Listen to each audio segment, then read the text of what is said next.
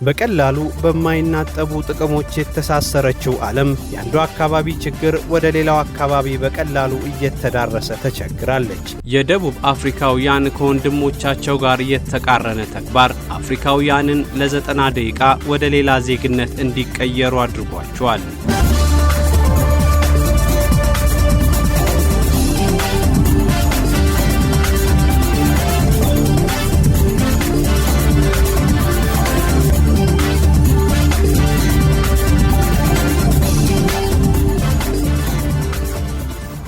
በቀላሉ በማይናጠቡ ጥቅሞች የተሳሰረችው ዓለም የአንዱ አካባቢ ችግር ወደ ሌላው አካባቢ በቀላሉ እየተዳረሰ ተቸግራለች። ለሁሉም የዓለም ጫፍ እኩል ተደራሽ የሆነው መካከለኛው ምስራቅ እያሳለፈ ያለው መከራ ሁሉም የዓለም ክፍል ከአካባቢው ጋር እንዳለው ቅርርብ መከራውን እየተካፈለ ይገኛል። የቀጠናውን ችግር ለማቃለል በሚሰራው ሥራ የተለያዩ ጥረቶች እየተደረጉ ሲሆን ጥረቶቹን የሚገዳደር ችግር ከተለያየ አቅጣጫ እየመጣ የመጨረሻው መፍትሄ ላይ እንዳይደረስ አድርጓል።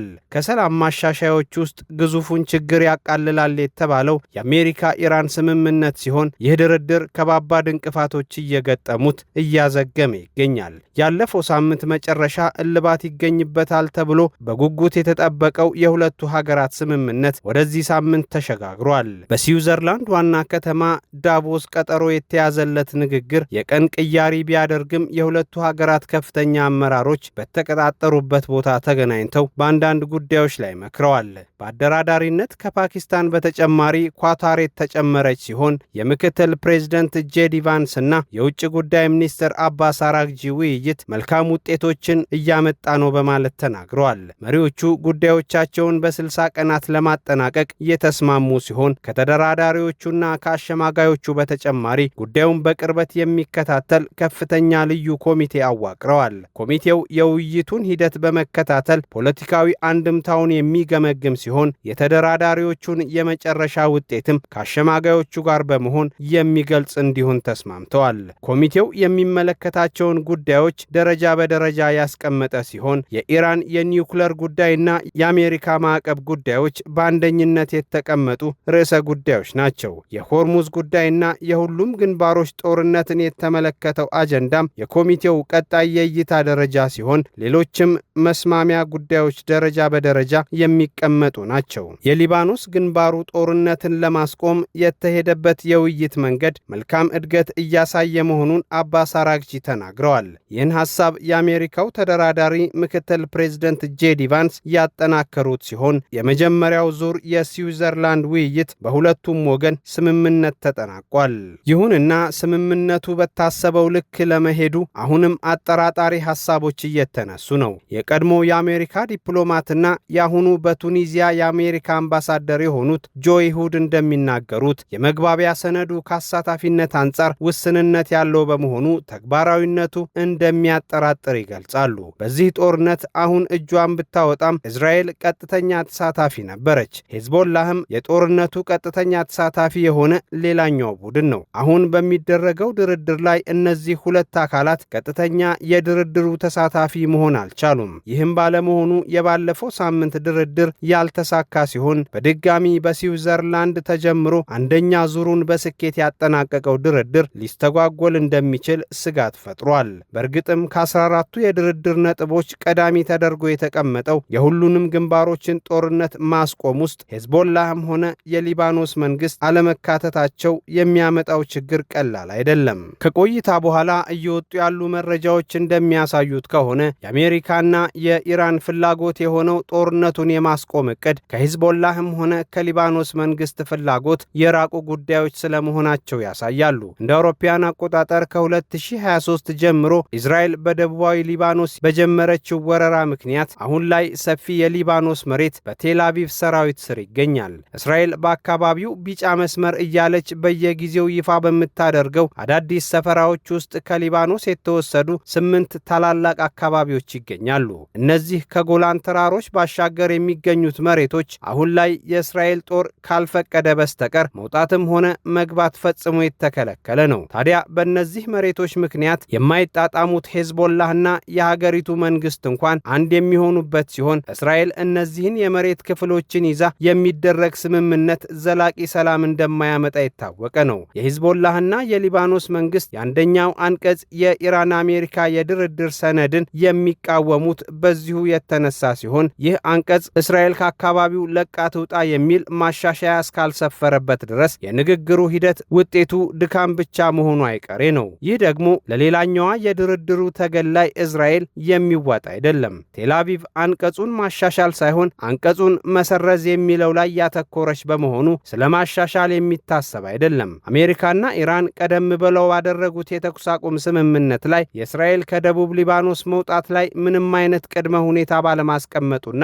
ባለማካተቱ በተኩስ አቁሙ የጊዜ ሂደት ውስጥ የሊባኖስ መንደሮች በእስራኤል ሰራዊት ቁጥጥር ስር ውለው እንዲቆዩ አድርጓል። በዚህም ምክንያት ሰራዊቱ በዛን ጊዜ ውስጥ ብቻ ያገኘውን ነጻነት ተጠቅሞ ከ600 በላይ ሊባኖሳውያን የተገደሉ ሲሆን መንደሮችንም አጠናክሮ ይዟል። በዚህ የተማረሩት የሊባኖስ ሰዎች የአሁኑን አንቀጽ ለማሻሻል ቢጥሩም እስራኤልም የጉዳዩ ዋነኛ ተቀናቃኝ ሆና ቀርባለች። የእነዚህ ሀገራት የውጭ ንትርክ በተደራዳሪዎቹ ዘንድ ምንም የተባለለት ነገር የለም። የመጀመሪያውን ዙር ወሳኝ የድርድር ሂደት አጠናቀው የተለያዩት ሁለቱ ሀገራት በቀጣይ ይህንን ወሳኝ ጥያቄ በምን መልኩ ያካትቱታል የሚለው ተጠባቂ ነው። የኢራን ሰዎች ግን ሂዝቦላህን ከተቃውሞ የሚያርቁት ከሆነ አንዳች አጠራጣሪ ጉዳይ በአሜሪካ በኩል እንደሚፈጠር የሚታወቅ ነው። የሊባኖስ መንግስት ጉዳይ ላይ ብዙም አሳሳቢ ባይሆንም ለጊዜው ግን ትኩረት የሚፈልግ ነው። የተነሳውም ጥያቄ የሉዓላዊነት ጉዳይ በመሆኑ በቀላሉ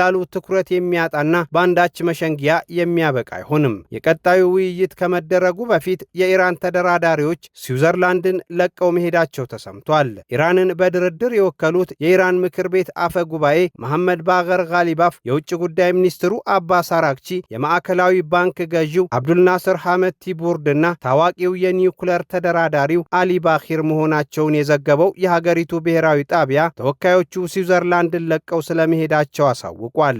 ኢስናና ታስኒም የተሰኙት የኢራን የዜና ወኪሎች እንደዘገቡት በምክትል የውጭ ጉዳይ ሚኒስትር ቃሲም ጋሪባባዲ የሚመራው የቴክኒክ ቡድን ስዊዘርላንድ የቀረ ሲሆን ሌሎች ቴክኒካዊ ጉዳዮች በዚህ ቡድን በኩል እንደሚጠናቀቁ ታውቋል። ይሁንና ይህ ያልተለመደ ዲፕሎማሲያዊ አካሄድ ቀድሞውኑ ከጄዲ ቫንስ ጋር አቻ የሚሆን ተደራዳሪ አልተቀመጠም በሚል ተነስቶ የነበረ ሲሆን አሁን በከፍተኛ ሁኔታ ጥያቄ እንደሚያስነሳ ተጠብቋል።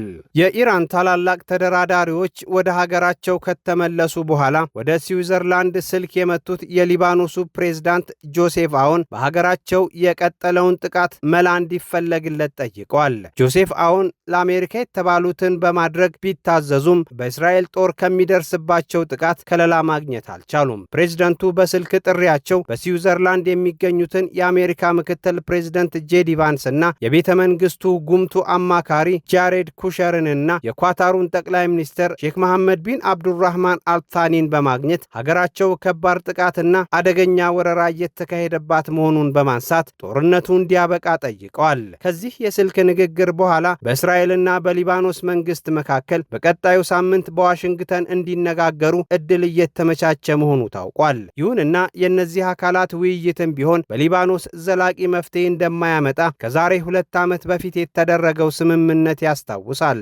ሂዝቦላህ ያልተገኘበት የሊባኖስ እስራኤል ውይይት መላቢስ መሆኑ ቢታወቅም አሁንም ድጋሚ ቀጠሮ እየተመቻቸለት ይገኛል። የአሜሪካ ኢራን ውይይትም እስራኤልን፣ ሊባኖስንና ሄዝቦላህን ያላካተተ በመሆኑ በዚህ መነጽር እንዲመዘን ተገዷል። የእስራኤል ውጭ ጉዳይ ሚኒስቴር ጌዲዮን ሳር ሂዝቦላህ የማያፈርሰው ከሆነ ከሊባኖስ ጋር የተኩስ አቁም ስምምነት ማድረግ እንደሚፈልጉ ተናግረዋል። ሚኒስትሩ እርስ በርሱ በሚምታታ ሐሳባቸው ሀገራቸው በሊባኖስ በኩል የግዛት ማስፋፋት ሐሳብ እንደሌላት ገልጸው ከያዙት መሬት ግን ማፈግፈግ እንደማይፈልጉ ተናግረዋል።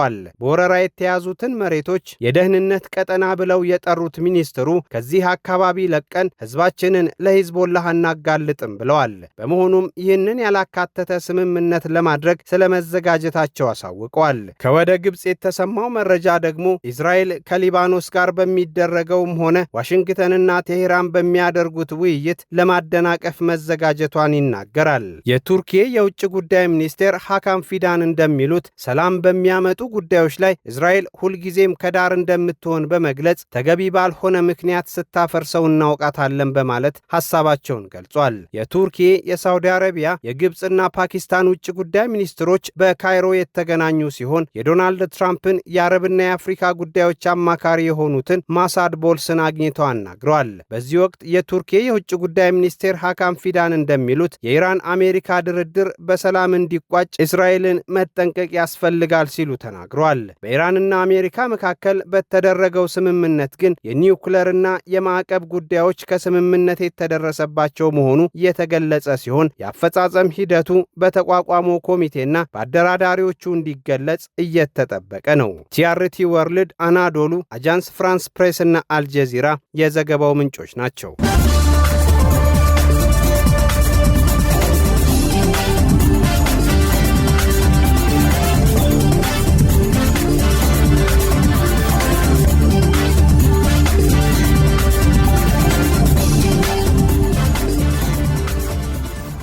የ2026ቱ የዓለም ዋንጫ እያስመለከተን ያለው የዓለምን የተለያየ መልክ ሲሆን የአፍሪካውያን ደቡብ አፍሪካን የመሸሽ ተግባር ያለምንም ትርጉም ፍለጋ ቁልጭ አድርጎ አሳይቷል። ተግባሩ ምንም አይነት መንግስታዊ ተቋም ውክልና በሌላቸው ግለሰቦች ቢከናወንም የመንግስት ቀጥታ ድጋፍ አለው የሚሉ አስተያየቶች የበረከቱ ሆነዋል። ለዚህ አባባል በርካታ ምክንያቶች የሚቀመጡ ሲሆን አንቀሳቃሾቹም የመንግስትን ድብቅ ፍላጎት አስፈጻሚዎች ተብለው እየተፈረጁ ነው። መጤጠልነት በደቡብ አፍሪካ በስፋት የሚስተዋል ሲሆን ይህንን አስተሳሰብ መንግስት በይፋ ካወጣ በሀገሪቱ ከፍተኛ እልቂት ይከሰታል የሚል እምነት አለ። ዝም ብሎ መቀመጡም ሀገሪቱን የወንጀለኛ መናኸሪያና ለኑሮ አስቸጋሪ እያደረጋት ይገኛል። በዚህ መሰል ቅርቃር ውስጥ የገባው መንግስት ጉዳዩን ሌሎች እንዲያነሱለት አድርጎ ውጤቱን መጠባበቅ ይዟል። በመሆኑም ችግርን አለማነሳሳት በሚል መርህ ለሚፈጠሩ ንቅናቄዎች ሂደቱ ይፍታው ብሎ ዝም ማለትን የመረጠ ይመስላል። Some South Africans blame corruption, crime and unemployment on undocumented foreigners. በደቡብ አፍሪካ ፖለቲካዊ ለውጥ እንዲኖር የሚፈልጉ ኃይሎች ደግሞ መሰል ጥያቄዎች እንዲበረክቱ ይፈልጋሉ። እነዚህ አካላት የሲሪል ራማፎሳ መንግስት በምጣኔ ሀብትና በማህበራዊ ጉዳዮች ላይ የሚያሳየው ሁኔታ እንዳልተመቻቸው ይገልጻሉ። መንግስትም ይህ አካሄድ ገብቶኛል በሚል ጉዳዩን ማዳፈንም እርምጃ መውሰድም አልፈለገም። ይህም ሌላኛው የዝምታ ምክንያት ሆኗል። ዲፕሎማሲያዊ ጥቅም ማስጠበቅን የደቡብ አፍሪካ መንግስት የመጤጠል እንቅስቃሴን አለዝቦ መመልከት ከጥንቃቄ መንገዶቹ አንዱ ሆኖ ተቀምጧል። በእርግጥ የደቡብ አፍሪካውያን ችግር ከጥቂት ሀገራት ጋር ቢሆንም እነዚህኑ ሀገራት ማጣት ግን ለደቡብ አፍሪካ ትልቅ የውጭ ግንኙነት ኪሳራ የሚያመጣ ሆኖ ተመዝግቧል። ማላዊ፣ ናይጄሪያ፣ ሶማሊያ፣ ኢትዮጵያና ሌሎች ውስን ሀገራት የዚህ ክፉ አስተሳሰብና ክፉ ተግባር ሰለባ የሆኑ ሀገራት ሲሆኑ መንግስት ከእነዚህ ሀገራት ዜጎችና መንግስት ጋር መቃቃር በፍጹም አይፈልግም። የንቅናቄው መሪዎች አልፎ አልፎ የሚያነሷቸው እውነታዎች ተቀባይነት ያላቸው ሲሆኑ አብሮ የሚጎዳው ሌላኛው አካል ደግሞ እውነተኛው የሀገር አሳዳጊ ሆኖ ተገኝቷል። በደቡብ አፍሪካ የተሟላ የጉዞ ሰነድ የሌላቸው የበርካታ ሀገራት ዜጎች ይንቀሳቀሳሉ። እነዚህ ዜጎች እንደ ስደተኛ በካምፕ ያልተቀመጡ ሲሆን በዛ መልኩ መታየትም የማይፈልጉ በርካቶች ናቸው። የእነዚህ ሰነድ አልባ ዜጎች መደበኛ ባልሆኑ የንግድ ሂደት ውስጥ መሳተፋቸው ደግሞ ለዝቅተኛ ገቢ ባለቤቶች ደቡብ አፍሪካውያን ጊዜያዊ እፎይታን ቢያመጣም እንደ ሀገር ግን ከፍተኛ ኪሳራ እየተመዘገበ መሆኑን ሁኔታውን በሚዛናዊነት ያያሉ የተባሉ አካላት ይገልጻሉ። ይህ ያልተፈቀደ ንግድን የጨመረው የሰነድ አልባ ዜጎች እንቅስቃሴ ሌላም ከፍተኛ ችግር አስከትሏል በሚል በከፍተኛ ሁኔታ ይወቀሳል።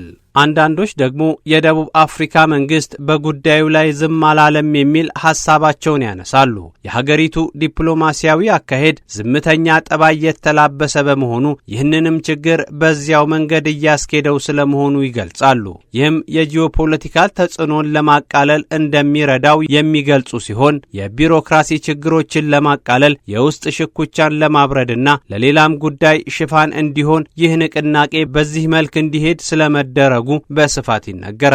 ይሁንና ይህ አካሄድ ለደቡብ አፍሪካም ሆነ ደቡብ አፍሪካን መዳረሻ ላደረጉ ዜጎች ጉዳትን አስከትሏል። የደቡብ አፍሪካ ዜጎች በተለይም መካከለኛና ዝቅተኛ ገቢ ያላቸው ዜጎች በእነዚህ መጤ በሚባሉ የሚዘወረውን ኢመደበኛ ገበያ በስፋት ተለማምደዋል። የእነዚህ ዜጎች አማራጭ ማጣት በተለይ ይህንን ክፍተት መንግስት መሙላት እስካልቻለ ድረስ ከፍተኛ ጉዳት ማስከተሉ አይቀሬ ነው። የዚያው ሀገር ዜጎች ደግሞ በመሰል የገበያ አይነቶች ላይ ያልተሰማሩና ፍላጎትም የሌላቸው በመሆኑ ደቡብ አፍሪካውያን ጉዳት ይደርስባቸዋል የሚል እምነት በስፋት ይነገራል። ሌላው ደቡብ አፍሪካ እንደ ሀገር የምትጎዳበት ሁኔታ ጥያቄን በአመጽ የማስተካከል አስተሳሰብ ማደጉ ነው። የንቅናቄው መሪዎች ከመንግስትና የጸጥታ ኃይሎች ጋር በከፍተኛ መናበብ ስራ ቢሰሩም ተከታዮቹ ግን መብታቸውን በአመጽ የመጠየቅና በዚያው መንገድ ለማስከበር መጣርን እየተለማመዱ ይገኛሉ። ይህ የተደጋገመ መጥፎ ተግባር በቀጣይ ለሀገሪቱ ሕግ መከበር ከፍተኛ እንቅፋት ሆኖ መቀጠሉ አይቀሬ ነው። ደቡብ አፍሪካም ከሕግና ስርዓት ይልቅ ሁከትና አመጽ የተንሰራፋባት ሆና ለመቀጠል መንገድ የሚያሳይ ተግባር ሆኗል። ሌላው ጉዳት ሀገሪቱን በሌሎች ሀገራት ዜጎች ዘንድ ጥላቻ እንዲያድር ማድረግ ሲሆን አፍሪካዊ ወንድማማችነትን በማነጣጠል አህጉሪቱ ከተለመችው የወደፊት የጋራ ተጠቃሚነት ደቡብ አፍሪካን የሚነጥል ሊሆን ይችላል። ሌሎቹ ተጎጂዎች መጤዎቹ ሲሆኑ ሰነድ አልባነታቸው፣ በወንጀል መሳተፋቸውና በሌሎችም ጉዳዮች ውስጥ አግባብ የሌለው ተሳትፎ ማድረጋቸው የሚዳኘውና ውሳኔ የሚሰጠው በተመሳሳይ መንገድ በወንጀል በመሆኑ ተጎጂ ያደርጋቸዋል። እነዚህ ዜጎች ወደ መደበኛ ፍርድ ቤት ሳይሄዱ ንብረታቸው ይቀማል፣ አለፍ ሲልም ሕይወታቸው ይቀማል። የሕግ ስርዓት ያልተቀመጠለት ተጠያቂነት ከሥራ መከልከል ጀምሮ ንብረታቸውን መቀማት፣ ከሀገር ማሳደድና ከፍ ሲልም ሕይወታቸውን መቀማት መድረሱ የተጠላዮቹ ከባድ ስጋትና ጉዳት ሆኖ ቀጥሏል። ይህ ተግባር በየጊዜው ሞቅ ቀዝቀዝ እያለ የቀጠለ ሲሆን የዚህ ዓመቱ አመጽ ዳግመኛ ሊቀሰቀስ የፈረንጆቹን ሰኔ 30 እየተጠባበቀ ይገኛል። ይህንን ሁኔታ ለመቆጣጠር በሚል የሀገሪቱ ፖሊስ ከፍተኛ ውጥረት ውስጥ ገብቷል። የአንዳንድ ሀገራት ዜጎች ነገሩን መንግስት ትኩረት አልሰጠውም በሚል እየሸሹ ይገኛሉ። This is the second group of Ghanaian nationals returning home because of safety concerns. Protest leaders have issued a deadline for all migrants without valid visas to leave the country by June the 30th. የደቡብ አፍሪካ ወዳጅ ሀገራት ጭምር አውሮፕላን በመላክ ዜጎቻቸውን እያስወጡ ሲሆን ፖሊስ ግን ይህ ተግባርም ቢሆን ለችግሩ አለመፈጠር ዋስትና አይሆንም በሚል ከፍተኛ ቁጥር ያለው የፖሊስ ኃይል በመላው ሀገሪቱ አሰማርቷል። የሀገሪቱ የፖሊስ ሚኒስተር ፊሮዝ ካቻሊ እንደተናገሩት የሀገሪቱን ሰላም ለማስጠበቅ ከፍተኛ ዝግጅት ማድረጋቸውን አስታውቋል። ይህንን ዝግጅት ማድረጋቸውን መናገራቸው አመጹ አይቀሬና መጤዎቹም ተጎጂዎች መሆናቸውን አመላካች አድርጎታል። የሆኖ ሆኖ አፍሪካዊ ወንድማማችነትን ማጠናከር ላይ ቢሰራ የአህጉሪቱ ዜጎች ሀገር ተለዋውጠው ቢሰሩ እድገቱ ለአፍሪካ ነውና በዚህ ጉዳይ ላይ የአፍሪካ ህብረትም ሆነ መንግስታት ትኩረት ሰጥተው ሊሰሩበት ይገባል። ዶቼ ቬሌ፣ አጃንስ ፍራንስ ፕሬስን